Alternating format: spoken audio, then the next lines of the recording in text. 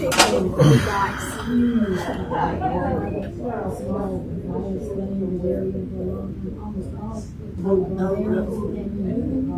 I've got it connected to my phone. Can you pull up the UUFS page on your phone and just make sure that we're live? Hey, how's it going, bud? It's going all right. Waiting way up there. I'm fixing it. I'm fixing things. I wish you the best of luck. Thank you. So here, I'm coming down. I think I've done everything I can up here. Well, no, I don't know what I'm doing, but this is kind of how I do feel like. There's always something.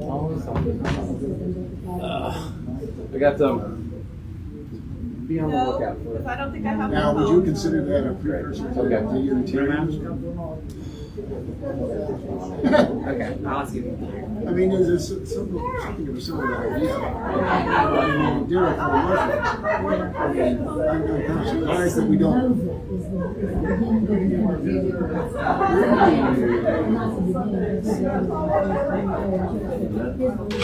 Michael, I left a book. I cleaned off a bookshelf recently, and I came across a book on pastoral counseling. It's kind of dense, and I didn't get a lot out of it, but I'll offer it to you. If you don't want it, pass it on. Mike, There's always it's working. Okay. two threads in Christianity. I mean, we're live right now, so we should shut it down and then restart it when the service starts. But I'm gonna leave it in your hands. Hey. One of the other one says, no. And this little camera? I think it's the iPad. The problem is the iPad. I left it down this morning. But we're streaming now from my telephone. Okay.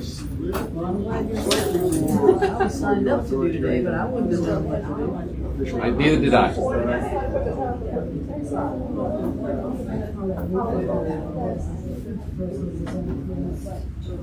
Well, I think,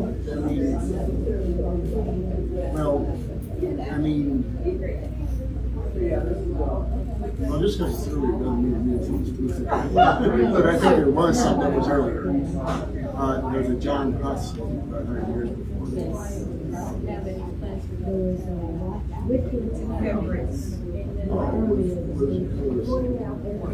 Did Huss and Whitcliffe, did they know each other?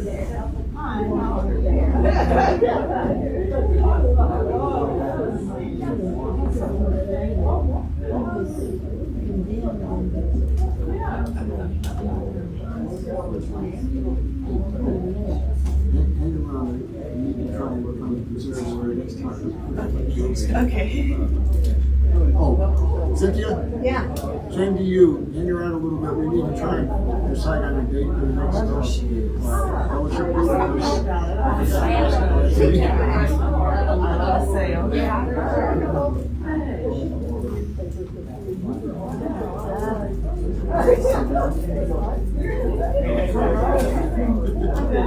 I tell people, it doesn't bother me.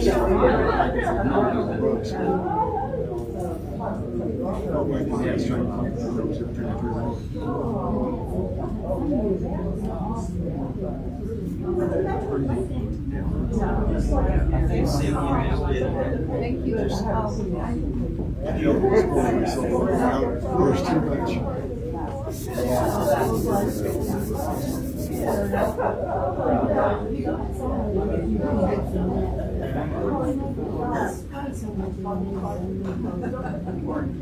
Good morning. How are you? Is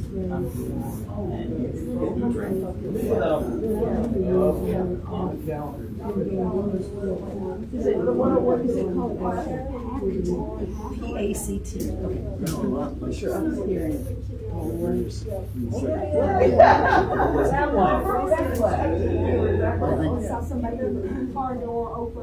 I think the most common one is the little machine. I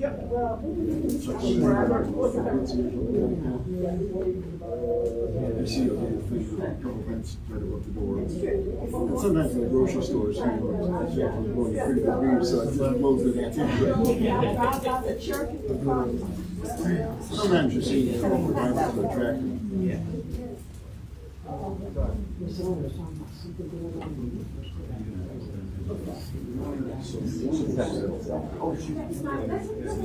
I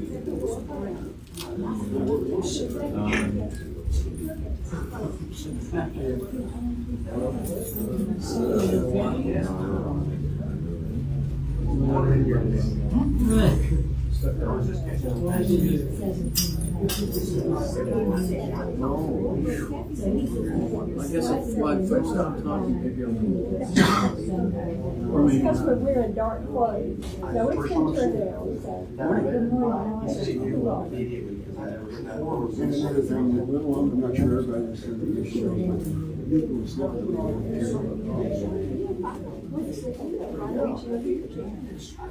like I said, not all people in this room know it.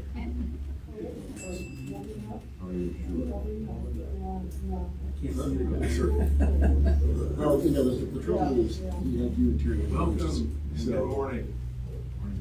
Morning. It's February 2nd, roughly halfway between the winter solstice and spring equinox. As Candlemas, this is the day on which some Christians commemorate the infant Jesus' presentation at the temple. And as Groundhog Day, it's the day that recently hibernating creatures test the air to see if it's safe to venture out into the world. I'm Al, president of the Fellowship Board, and it's my role this morning to give a shadow-free welcome to all who have ventured this far. Shadow-free. Come, whoever you are, holding various beliefs, whatever your skin color or national origin, whatever your age or gender identity, whatever your ability, whomever you love, you are welcome at the Unitarian Universalist Fellowship of Statesboro. You are welcome in this, our religious home. We extend a warm welcome to our visitors and guests. If you would like, we invite you to take a moment now to introduce yourself. Yes, you'd like to introduce yourself? All right, mostly a repeat crowd this morning. But to anyone who is visiting, we hope that you have given or will give us some contact information in our guest registry near the front entrance, or on our website at www.uustatesboro.org, so that we can send you more information. Thank you, members and guests, for sharing your resources during our offertory later in the service, or again via our website. In the month of February, half of our offering that is not designated as pledge will be donated to Action Pack, the organization that operates the Bullitt County Senior Center and Meals on Wheels. And we intend to specify it for the Seniors Activity Fund and or Meals on Wheels. Now, I invite you to join me in reciting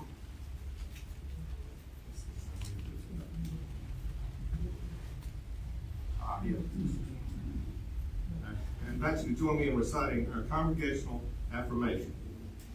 Love is the spirit of this fellowship, and service is its prayer. This is our great covenant, to dwell together in peace, to seek the truth in love, and to help one another. Our worship leader this morning is our frequent guest minister, Clint Tawes.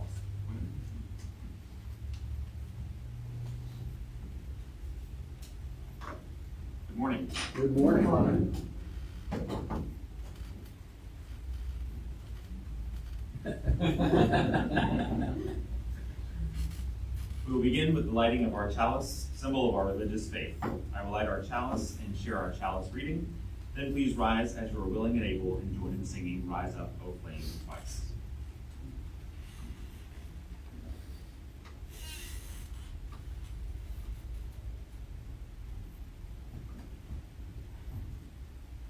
This is our chalice of love and light, uniting us all by day and night.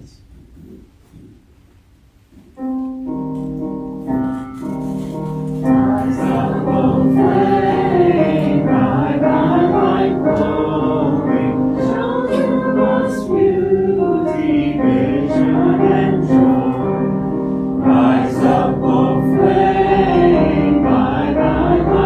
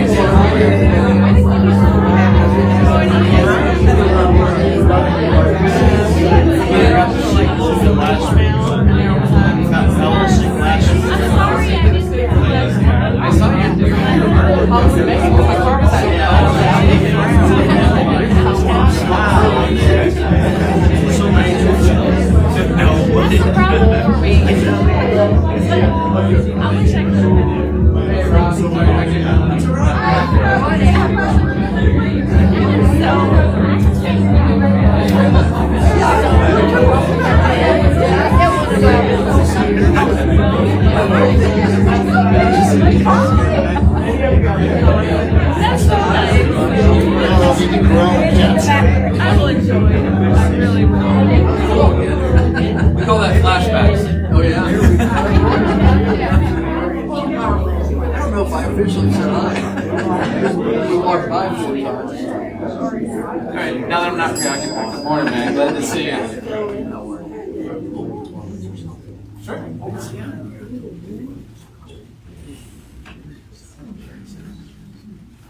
This time, I invite you to center yourself for worship as we listen to, and feel free to sing along with There Is Room at the Table by Carrie Newton.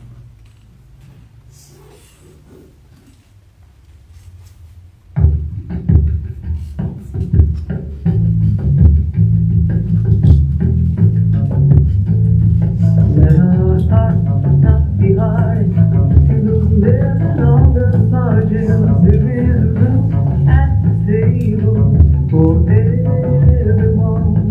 This is where it all begins. This is how we gather there.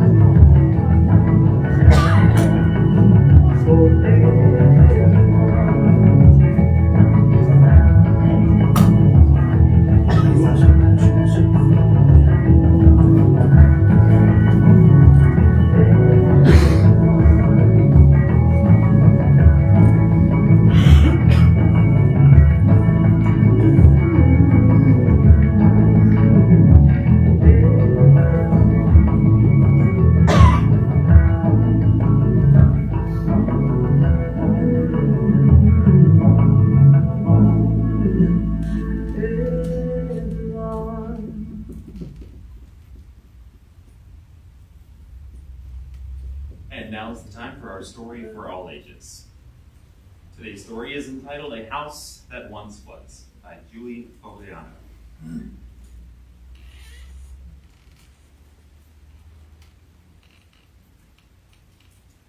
Deep in the woods is a house, just a house, that once was, but now isn't, a home. At the top of a hill sits the house that is leaning, a house that once wasn't, but now it is peeling, a house that was once painted blue.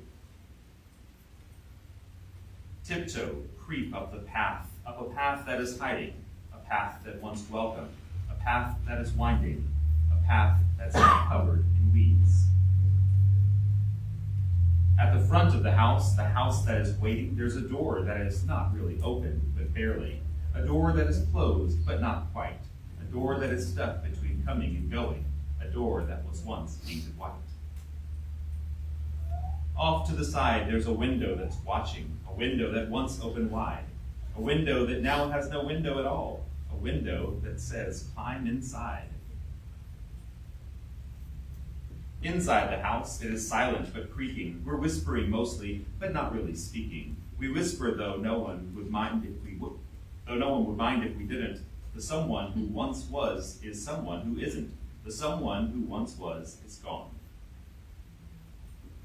Who was this someone who ate beans for dinner, who sat by this fire, who looked at this mirror?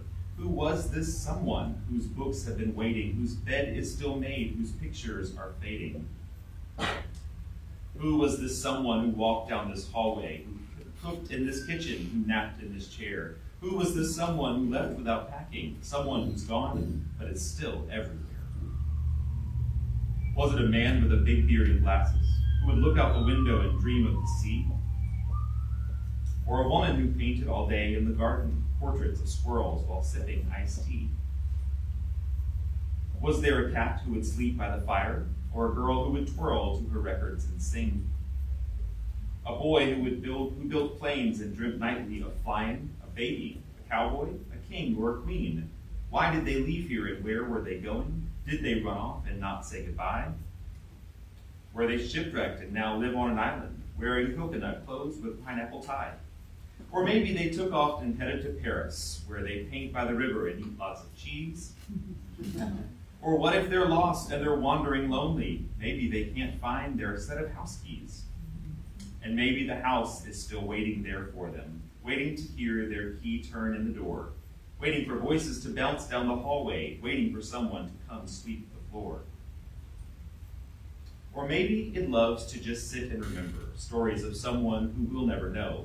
And maybe it likes it out there in the forest, with the trees coming in where the roof used to go. So back through the window we climb as we wander, back down the path that is tangled with thorns, back to a house where our dinner is waiting, back to a home that is cozy and warm. Deep in the woods is a house, just a house, that once was, but now isn't a home. Now join me in our children's affirmation.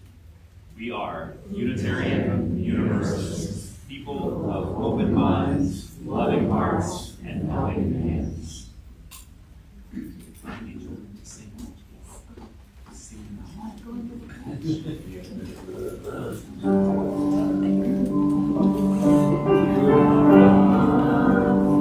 We shelter you.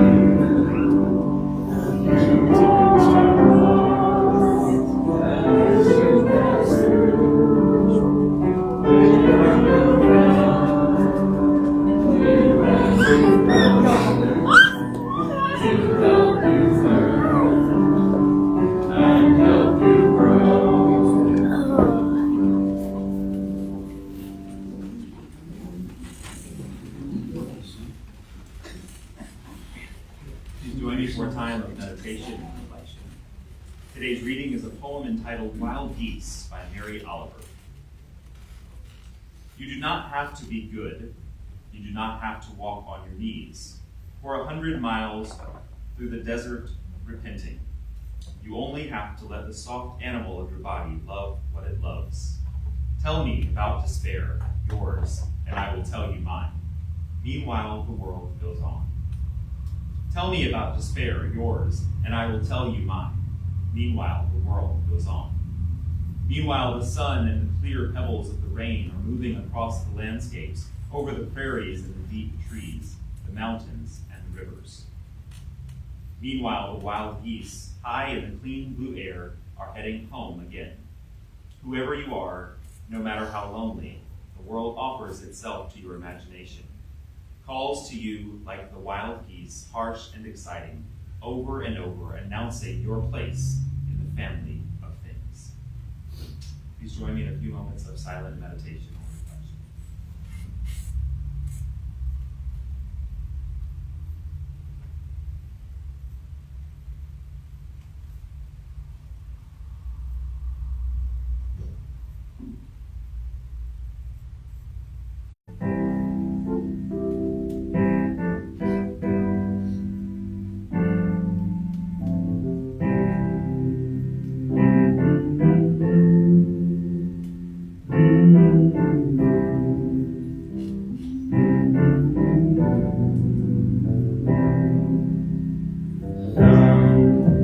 Sometimes in our lives, we all have pain, we all have sorrow.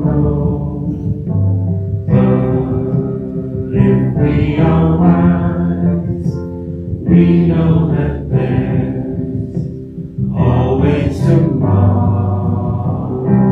Lean on me when you're not strong, and I'll be your friend. I'll help you carry on, for it won't be long till I'm gonna need somebody to lean on. Please swallow your pride. If I have things you need tomorrow,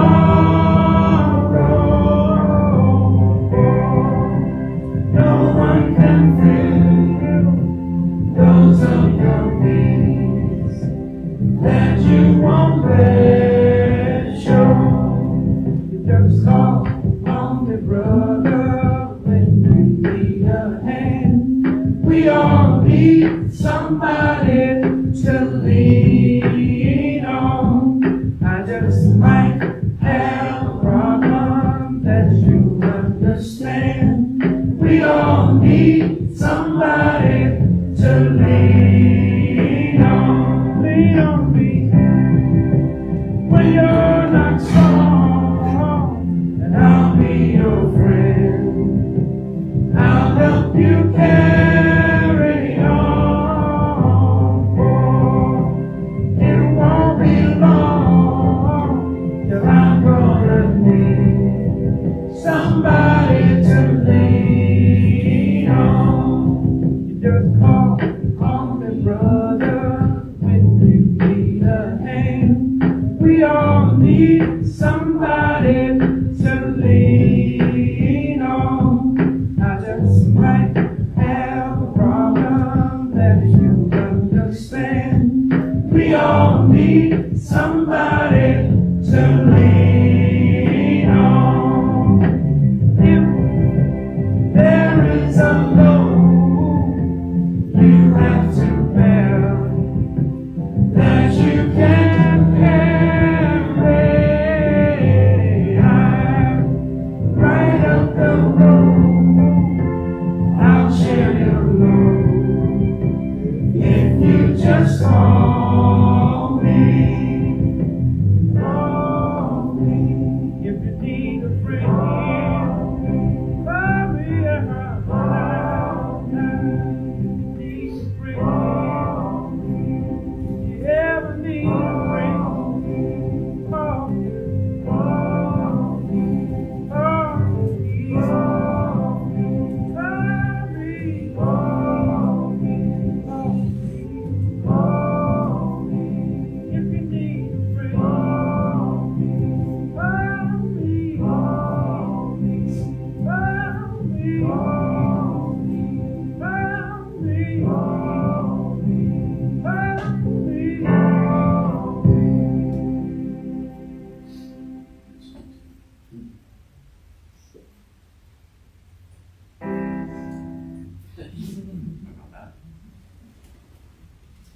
where everybody knows your name.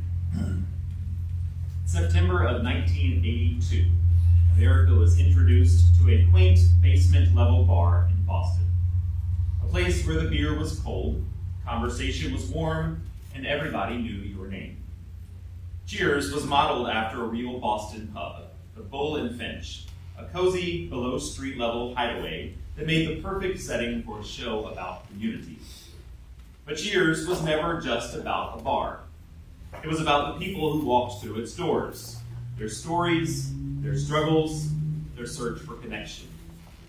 And no one embodied that search more than Shelley Long's character, Diane Chambers. When Diane first stepped into Cheers, she thought she was just passing through. She was engaged to Sumner Sloan, a literature professor she had once assisted as a graduate student. He was her intellectual equal, a man of refinement and sophistication.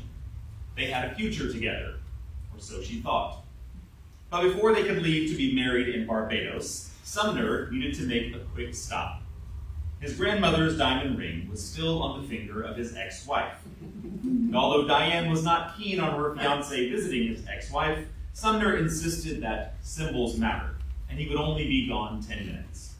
So Diane waited at the bar while he went to retrieve it. And waited, and waited. More than an hour passed before Sumner finally returned without the ring. Barbara, his ex-wife, wasn't quite ready to part with it. Then, as if on cue, the phone rang. It was Barbara, now miraculously willing to surrender the ring. Sumner, ever the smooth talker, turned to Diane and suggested she book a later flight. With that, he left again, promising to return soon. Hours later, Diane still sat alone. Feeling uneasy, she called the airline to change her flight, only to discover the truth. Sumner had already taken the flight, without her. And worse, he wasn't traveling alone. He had left with Barbara. In an instant, Diane's future unraveled. The life she had imagined for herself had vanished. And there she was, alone in a bar she would never have chosen for herself, stranded in a moment she never saw coming.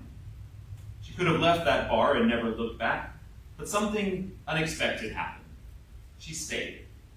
At first, it was out of necessity. She needed a job, and Cheers happened to be hiring.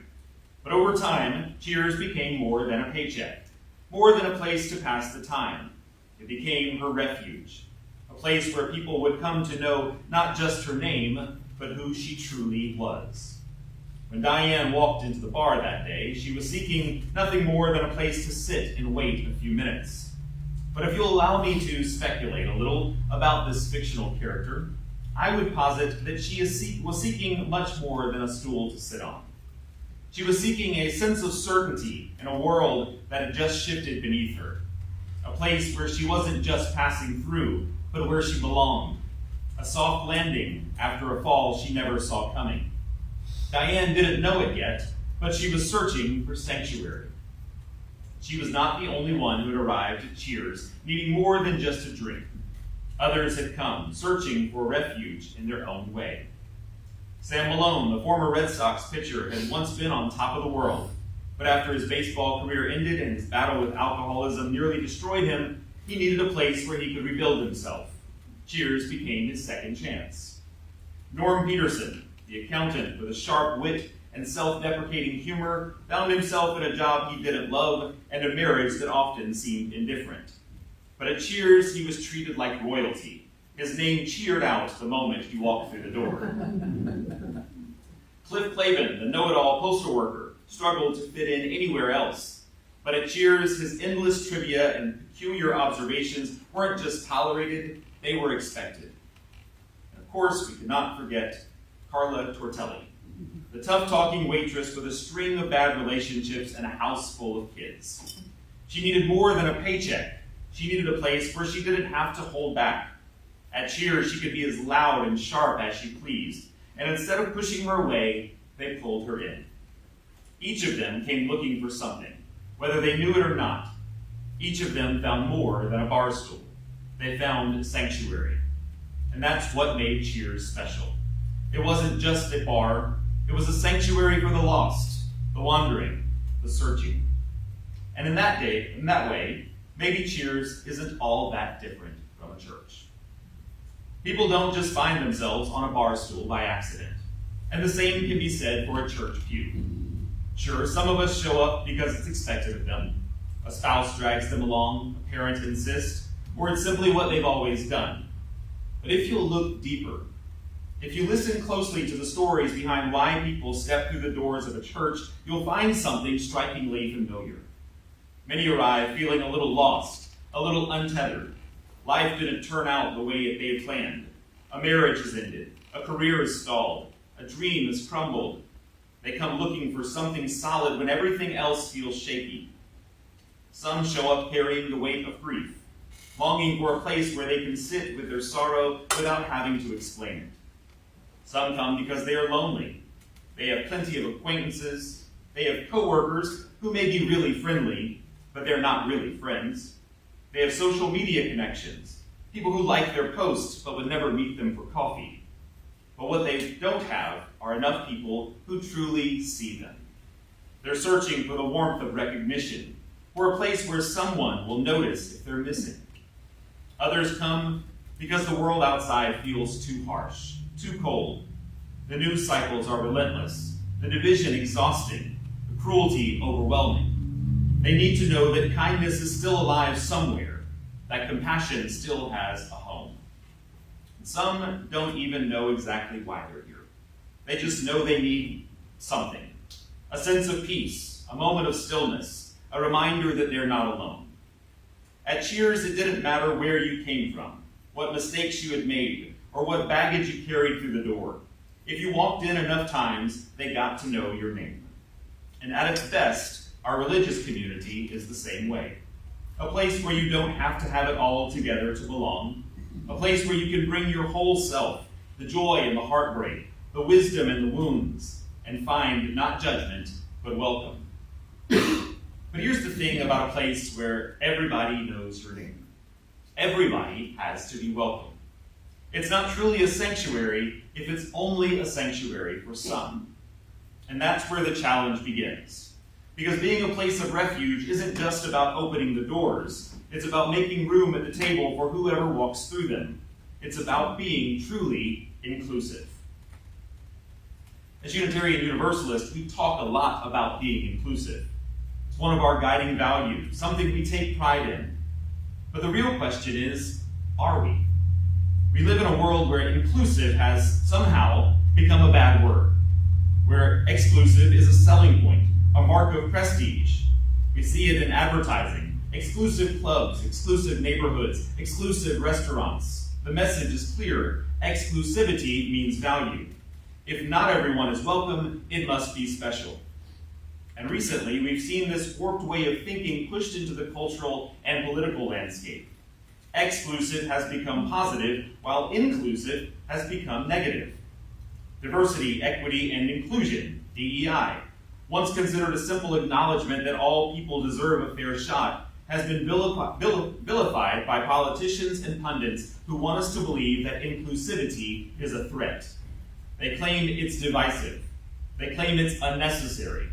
They say it's woke and dismiss it like it's some kind of weakness. But we know better.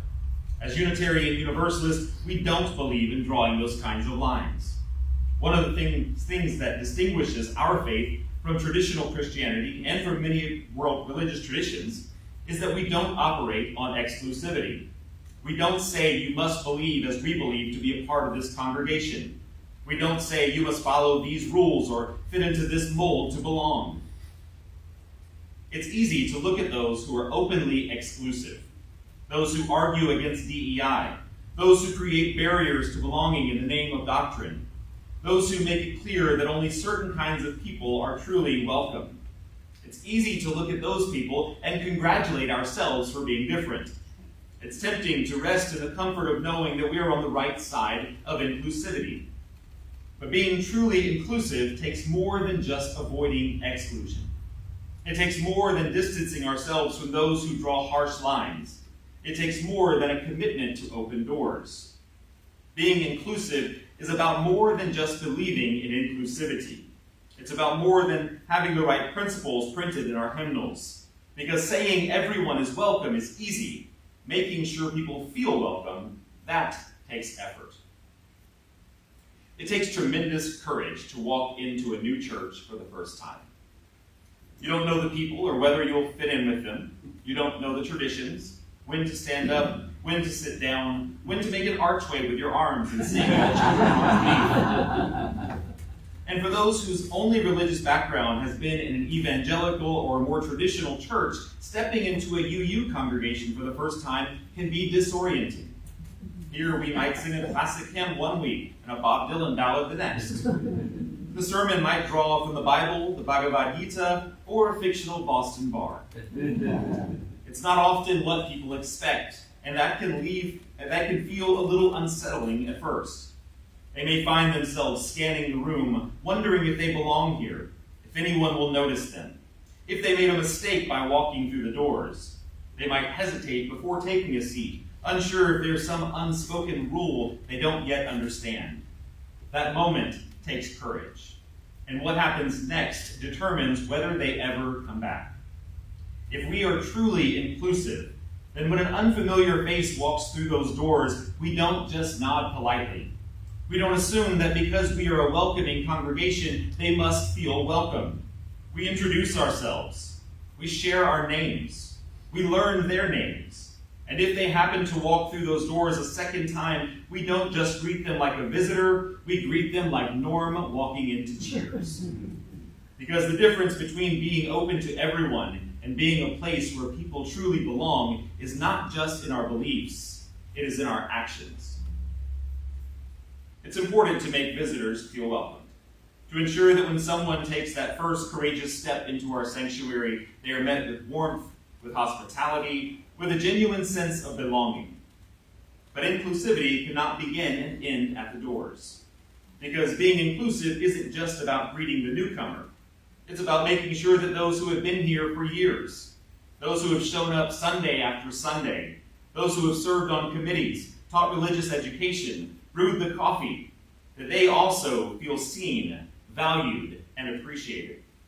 It's important as it is to be a place of refuge for the Diane Chambers of the world, those searching for sanctuary, or a place to land after life has thrown them into chaos.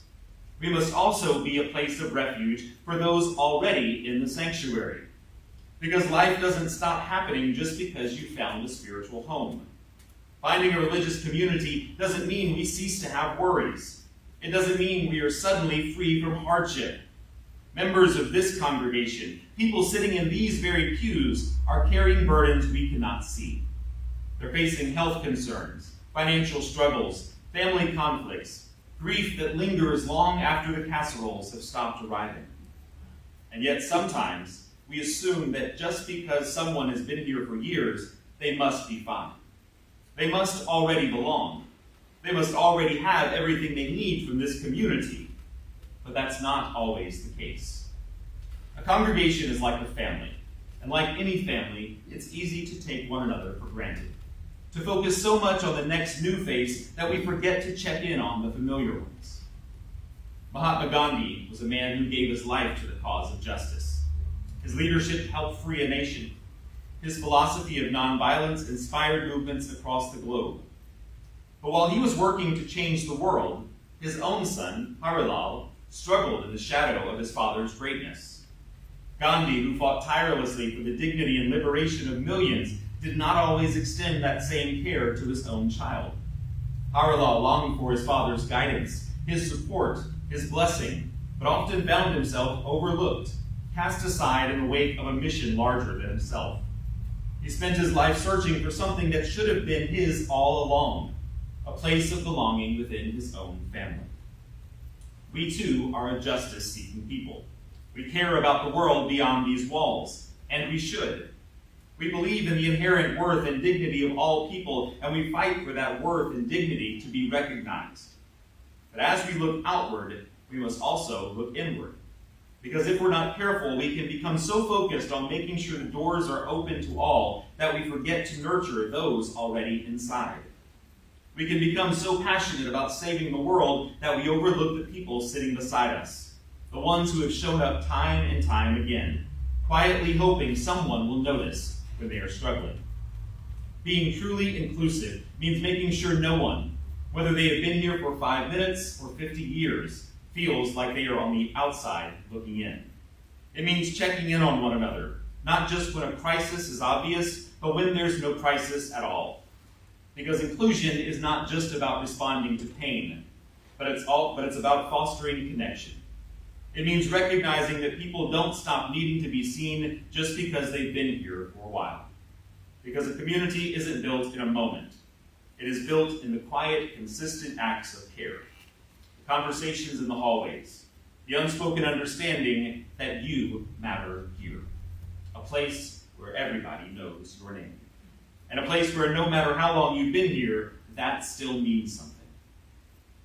At the end of every episode of Cheers, the characters didn't always have their problems solved. Norm still had to go home to a marriage that wasn't always fulfilling. Carla still had a house of kids to care for.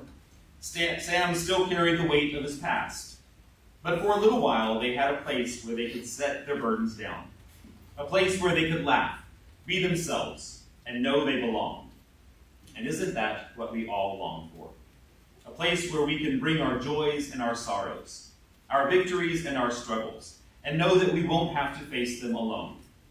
A place where our presence matters, where our names are known, not just in passing, but in a way that says, I see you, I care about you, you belong here.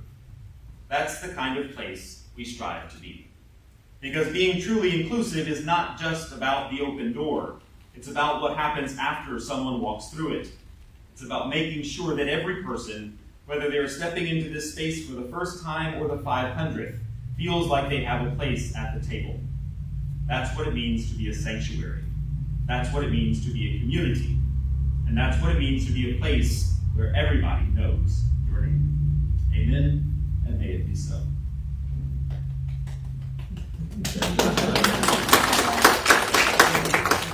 Sorry, I Please join me in singing loudly. Surely we all know this song.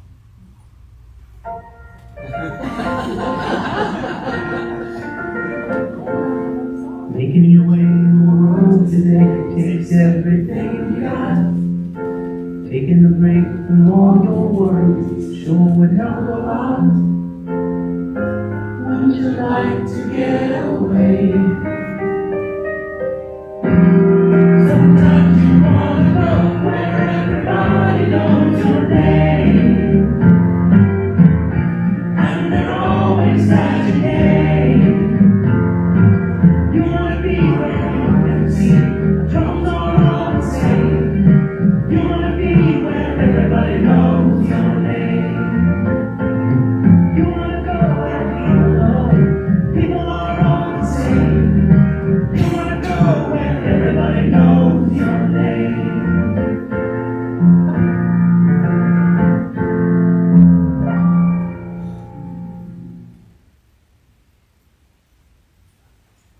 This time our offering will be gratefully received. As we pass the plates, remember you can virtually donate on the webpage at you use Statesboro, right? .org. Sorry. Thank you for your commitment to the ongoing work inside these walls and out in the community.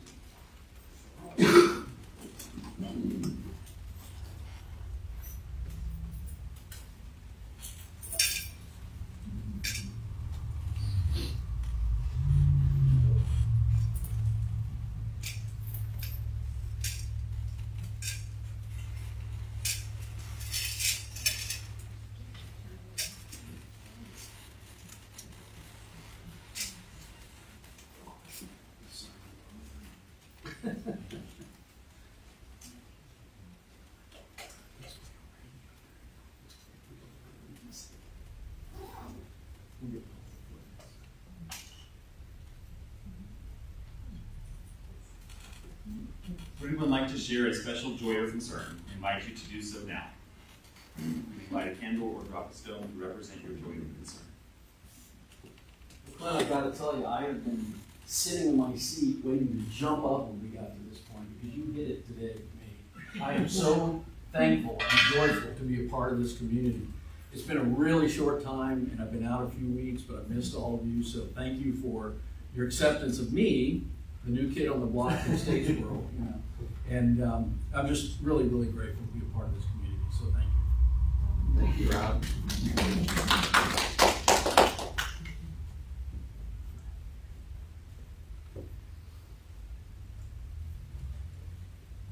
So I have a joy and a concern.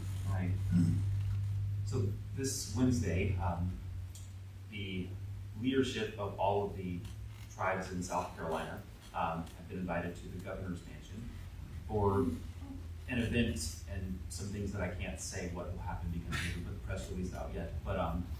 But we've all been invited, so I will be going to the governor's mansion this Wednesday. That's my joy. It's quite an honor. My concern is I'm going to be surrounded by lots of conservative politicians. I sometimes am not as tactful or tactful as I should be. One of the people invited is Representative Nancy Mace. So rather than saying something to her, I just ordered on eBay or on Amazon a very large trans flag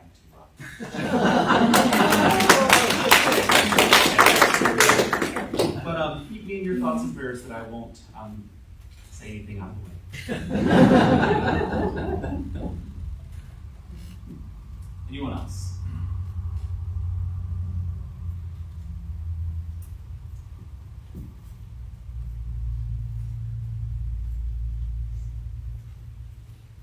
Everybody, I'm Steering.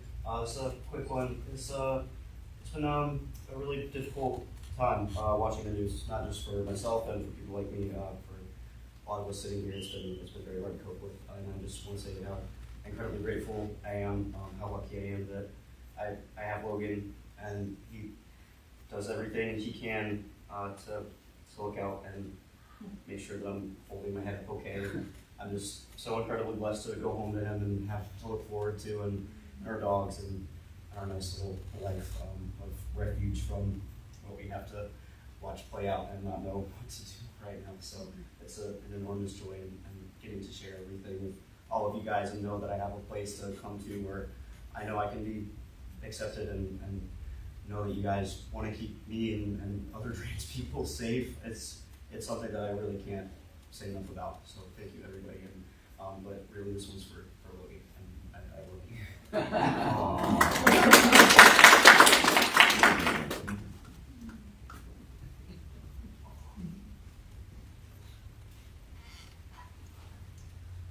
One more. I'm slow. I'm sorry. Come on. This is a candle of joy and concern because I think a lot of us, like Sarah describing, or having to juggle a lot of information and feelings and things that are complex. So I really appreciate the joy of being, your message of being inclusive. I try to remember that in times of complexity as well. And this, another joy. I'll do this one. Mason made first chair in Allstate. So he's a senior and he's going to be blowing his horn up there loudly and hopefully very critically. So I wanted to share that.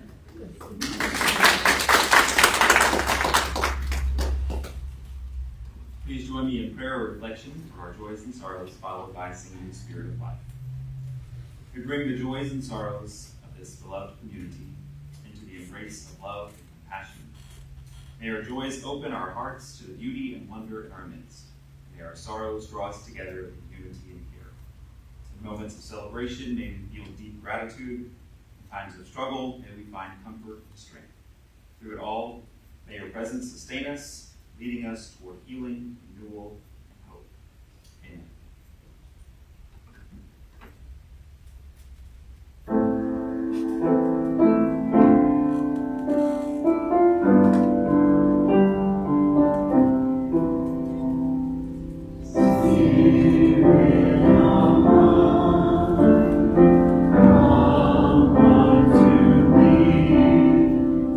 Sing in my heart all the same.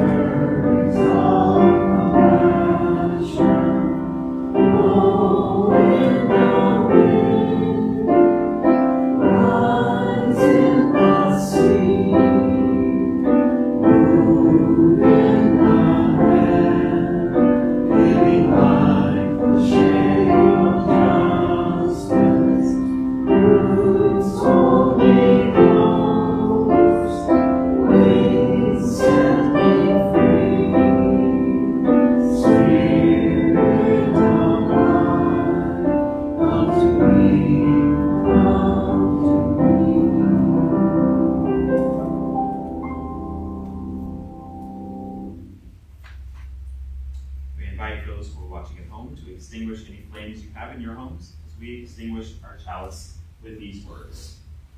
We extinguish this flame, but not the light of truth, the warmth of community, or the fire of commitment.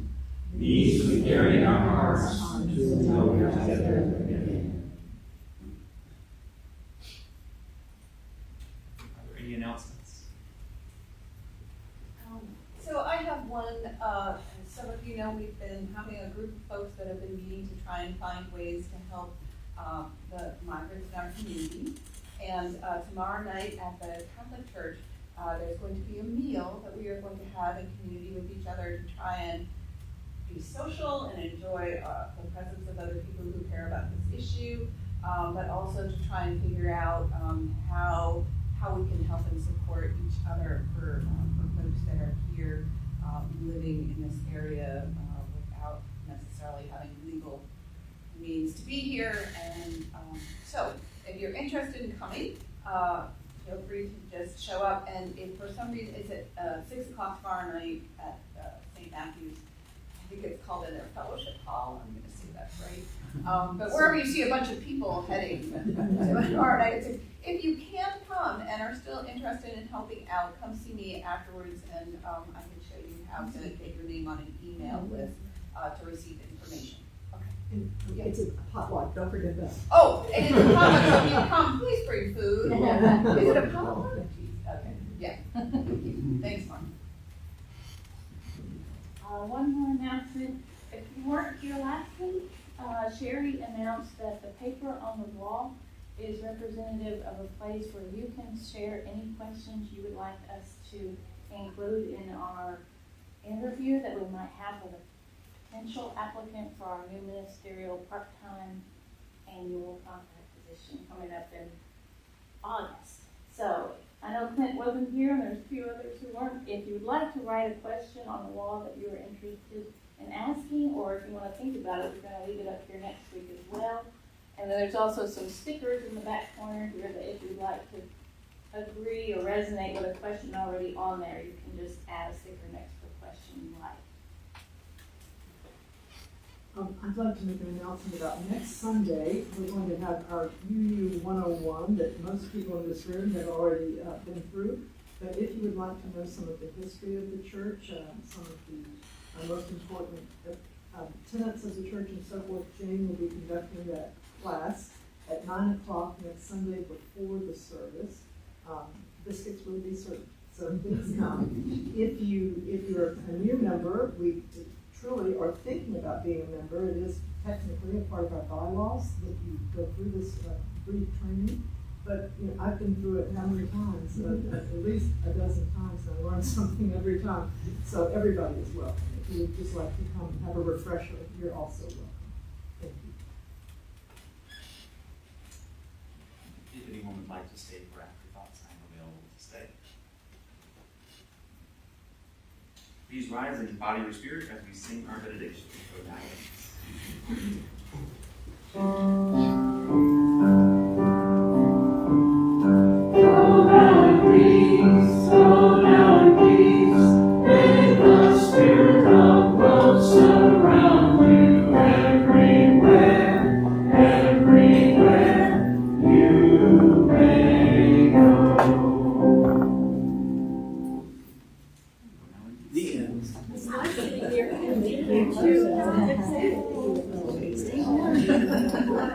A little froggy today.